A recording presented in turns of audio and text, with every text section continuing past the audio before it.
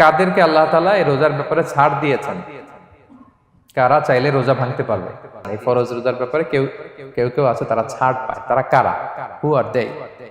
এটা আমরা আগে একটু শুনি। তাহলে দোজ হু এক্সাম্পটেড ফ্রম ফাস্টিং, যারা এক্সাম্পশন পেয়েছে, ছাড় পেয়েছে, তাদের মধ্যে থেকে প্রথম হচ্ছে শিশুরা, আসিবিয়ান। শিশুদের উপর রোজা ফরজ না, যতক্ষণ না তারা ম্যাচিউরড হয়। শিশুদের উপর কিন্তু রোজা ফরজ না, প্রাপ্তবয়স্ক হওয়ার আগ পর্যন্ত ফরজ না। তাই বলে আবার শিশুদেরকে রোজা রাখতে বাদ সাধবেন না, রাখতে দিবেন। আমার বড় মেয়ের বয়স 8 বছর, সে গতকাল রোজা রেখেছে, সে মহা খুশি। সে কখনো অডিও কল দেয়, কখনো ভিডিও কল দেয়, কখনো ইফতারের ছবি পাঠায়। মানে এটা তাদের মধ্যে কিন্তু একটা অনেক চমৎকার একটা ভালো ইমেজ কাজ করে। তো আপনারা বাধা দিবেন না যদি রাখতে চায়। অনেক বাবা মারা এত সচেতন, এত অতি সচেতন যে ছেলে মেয়েরা রাখতে চায় কিন্তু বাবা মারা দিতে চায় না। 1-2 দিন না খেয়ে থাকলে বাচ্চারা মরে যায় না, কিন্তু তার মধ্যে এই যে একটা স্পিরিচুয়াল একটা কি বলবো ভাইব আসলো, একটা স্পিরিট আসলো, এটা যেন আমরা নষ্ট না করি। আমার মনে আছে বৈশাখী টেলিভিশনে একটা লাইভ প্রোগ্রামে এক ছোট্ট মেয়ে প্রশ্ন করতেছে যে, হুজুর আমি তো রোজা রাখতে চাই, আম্মু আমাকে রাখতে দেয় না, তো আম্মুকে একটু বলে দেন যাতে আমাকে রাখতে দেয়। ছোট্ট একটা মেয়ে, সে ফোন করে আমাকে প্রশ্ন করলো। তো দেখেন যে এটা ওই বাবা মায়ের তো গর্ব করা উচিত যে আমার ছোট্ট মেয়ে 7 বছর 8 বছর, যদিও এখনো ফরজ হচ্ছে না, আর কয়েক বছর পরে হবে, কিন্তু সে রাখতে চায়, সে সেলিব্রেট করতে চায় সিয়ামকে। তা আমরা যেন তাদেরকে বাধা না দেই, আমরা যেন তাদেরকে ইন্সপায়ার করি। আমার মনে আছে আমি ছোটবেলা, তখন আমি মাদ্রাসায় ভর্তি হই নাই, আমি তখন স্কুলে পড়তাম। তো খুব ছোট, কিন্তু আমি রোজা রাখতে চাইতাম, আব্বা আম্মা দিতে চাইতো না। আমার দাদি আমাকে বলতো যে তুমি একটা কাজ করবা, তুমি সকালে স্কুলে যাবা, দুপুর 12টায় ফিরে আসবা, এসে খেয়ে ফেলবা, তো হাফ রোজা হয়ে গেল, অর্ধেক। এরপরের দিন আবার সকালে না খেয়ে যাবা, দুপুর 12টায় এসে খেয়ে ফেলবা, অ্যানাদার হাফ, তো 2 হাফ মিলে একটা হয়ে গেছে। এইভাবে আমি অনেকগুলো রোজা রাখছিলাম ওই বছর। এখনো এই স্মৃতি আমাকে স্মৃতিকাতর করে। আমার দাদি নাই, চলে গেছেন, আল্লাহ ওনাকে জান্নাত নসিব করুক, আমরা দোয়া করি। কিন্তু আজও আমার কাছে এই নস্টালজিয়া ফিলিংটা হয় যে আমি কিন্তু এইভাবে রোজা রাখছিলাম ছোটবেলায়। আমাদের বাচ্চারাও তাই করে। সো ওদের মধ্যে যে এই আবেগ, এই উচ্ছ্বাস, এটাকে যেন আমরা নষ্ট না করি। বাট লিগালি তাদের উপর রোজা ফরজ হয়নি, প্রাপ্তবয়স্করা রাখবে, তাইলে ওদের রাখা লাগবে না। নাম্বার 2, মাজনুন, পাগলদের উপর রোজা ফরজ হয় না। যারা পাগল তাদের উপর ফরজ হয় না। একটা হাদিস শোনাই, আল্লাহ রাসূল সাল্লাল্লাহু আলাইহি ওয়াসাল্লাম বলেছেন, আমি সবকিছু খুব প্রিসাইজলি বলছি যেহেতু আমাদের সময় কম। রুফি আল কালাম আন সালাসা, 3 ব্যক্তির উপর থেকে শরীয়তের কলম উঠিয়ে নেওয়া হয়েছে। আনিন নাইমি হাত্তা ইয়াস্তাইকিযা, ঘুমন্ত ব্যক্তি যতক্ষণ না সে জাগে। ঘুমের মধ্যে আপনারা কেউ বকা দিয়ে ফেললে আপনি মাইন্ড করতে পারবেন না, তো ঘুমাইছিল, কাকে বকা দিয়েছে কি করছে সে জানেই না। ঘুমন্ত ব্যক্তির উপর থেকে শরীয়তের কলম উঠিয়ে নেওয়া হয়েছে। আনি সবিগি হাত্তা ইয়াহতালিমা, শিশু যতক্ষণ না সে প্রাপ্তবয়স্ক হয়। ওয়া আনিল মাজনুনি হাত্তা ইয়াকিলা, পাগল যতক্ষণ না সে সুস্থ হয়। এই 3 শ্রেণীর ব্যক্তি থেকে শরীয়তের কলম উঠিয়ে নেওয়া হয়েছে। বুঝতে পেরেছেন? আচ্ছা, 2টা গেল। 3 নাম্বার হচ্ছে মারিদ। আপনি যদি খুব অসুস্থ হন তাহলে আপনি রোজা ভাঙতে পারবেন, যেটা আমরা ওই যে ইন্ট্রোডাক্টরি ডিসকাশনে বলেছি যে অসুস্থ হলে আপনি রোজা ভাঙতে পারবেন। 4 নম্বরে হচ্ছে মুসাফির, ট্রাভেলার, যদি আপনি লম্বা সফর করেন আপনি রোজা ভাঙতে পারবেন। এটা ন্যূনতম সীমা হচ্ছে 48 মাইল। তাই বলে কেএল থেকে পেনাং যাচ্ছেন আর রোজা ভেঙে ফেললেন, এটা করা যাবে না। আবার এখানে যদি আপনার সফরের পেরেশানি থাকে, খুব কষ্ট, তাহলে আপনি এই সুযোগটা নিতে পারবেন। কিন্তু আল্লাহ বলেছেন ওয়া আন তাসুমু খায়রুল লাকুম ইন কুনতুম তা'লামুন, যদি তোমরা রোজা রাখো এটাই তোমাদের জন্য কল্যাণ, যদিও আমি ফ্লেক্সিবিলিটি দিয়েছি। তো রাসূল সাল্লাল্লাহু আলাইহি ওয়াসাল্লামের সময় দেখা যেত যে মক্কা থেকে মদিনা, মদিনা থেকে তায়েফ যেতে প্রচন্ড গরমের মধ্যে ওনারা উট দিয়ে মরুভূমির উপর দিয়ে যেত। তো ওই পরিস্থিতি কিন্তু আমাদের নেই। কিন্তু যদি আপনার লম্বা সফর হয়, লেটস সে আপনি কেএল থেকে নিউ ইয়র্কে ফ্লাই করছেন, সফরের অনেক পেরেশানি, অনেক সময় হয়তো খেতে পারছেন না, আপনি চাইলে এই ফ্লেক্সিবিলিটি নিতে পারবেন।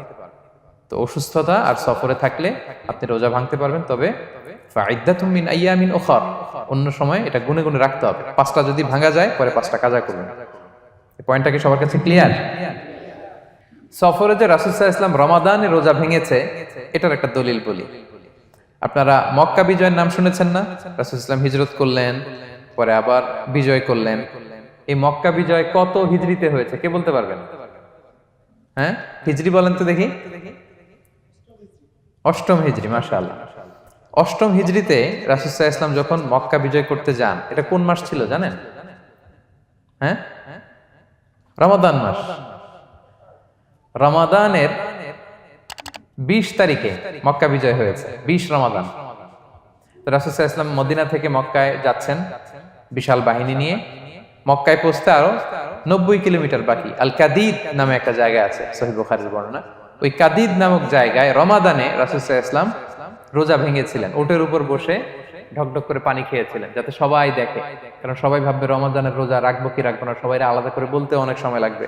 রাসূল সাল্লাল্লাহু আলাইহি ওয়াসাল্লাম একটা উঁচু জায়গায় সবাইকে দেখে ওটের উপর পানি খেয়ে ফেললেন।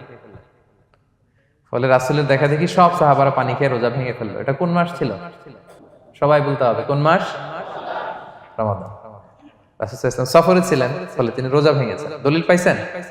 হ্যাঁ, আচ্ছা, সংক্ষেপ করে দিচ্ছি, লম্বা কথা সংক্ষেপ করে দিচ্ছি।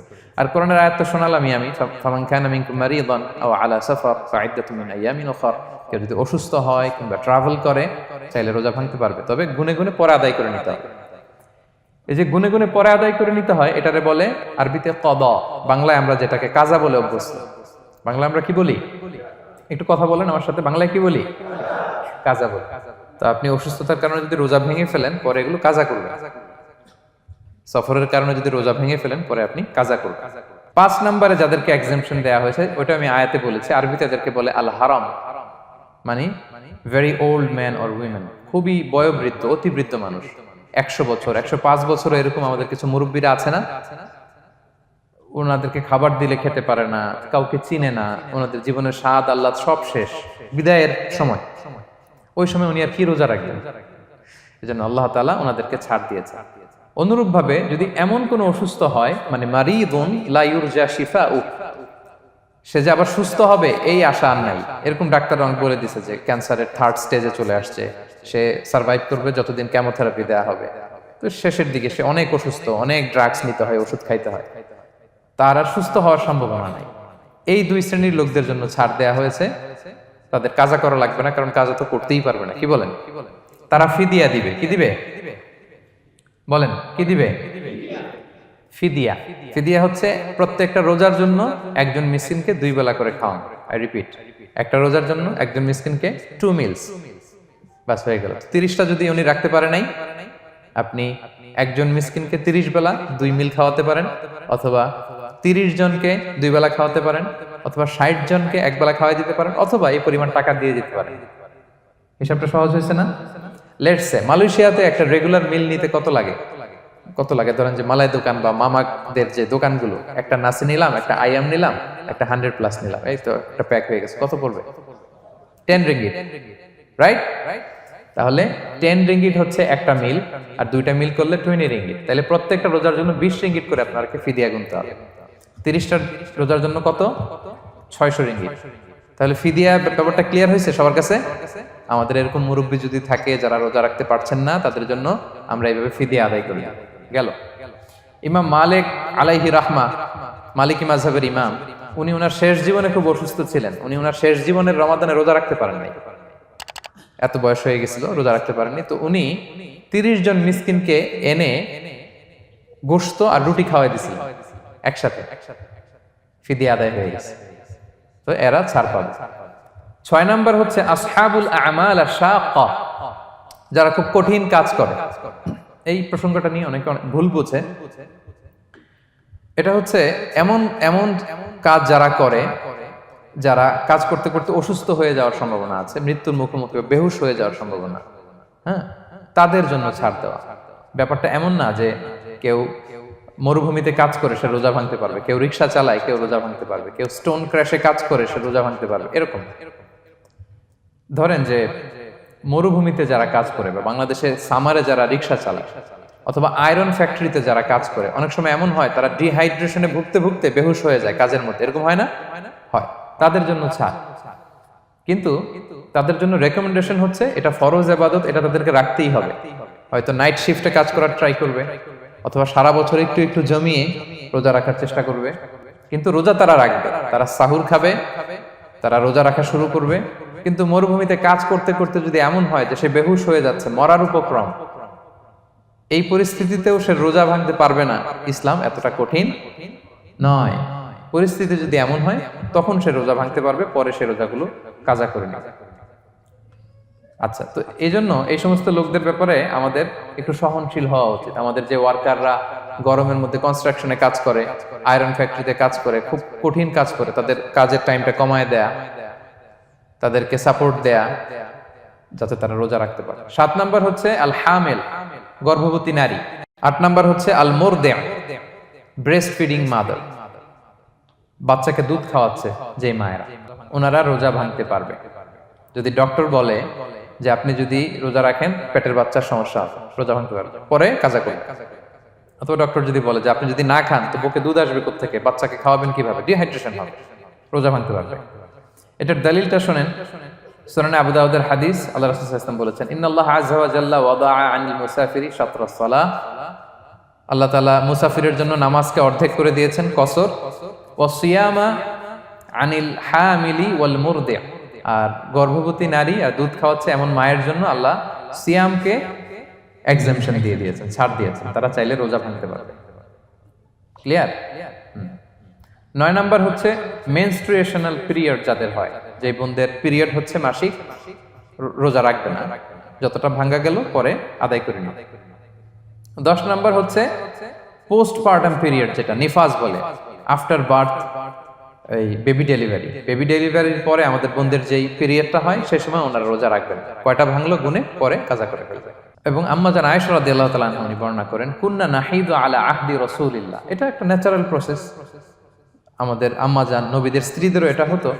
তিনি বলতেন যে আমাদের যখন পিরিয়ড হতো, সুম্মা নাতহুর, এরপর যখন আমরা সুস্থ হয়ে যেতাম, ফায়ামুরুনা বিকাদাইস সিয়াম, রাসূল সাল্লাল্লাহু আলাইহি ওয়াসাল্লাম আমাদেরকে রোজাগুলো কাজা করতে বলতো, ওয়ালা ইয়ামুরুনা বিকাদাইস সালাহ, নামাজ কাজা করতে বলতো না।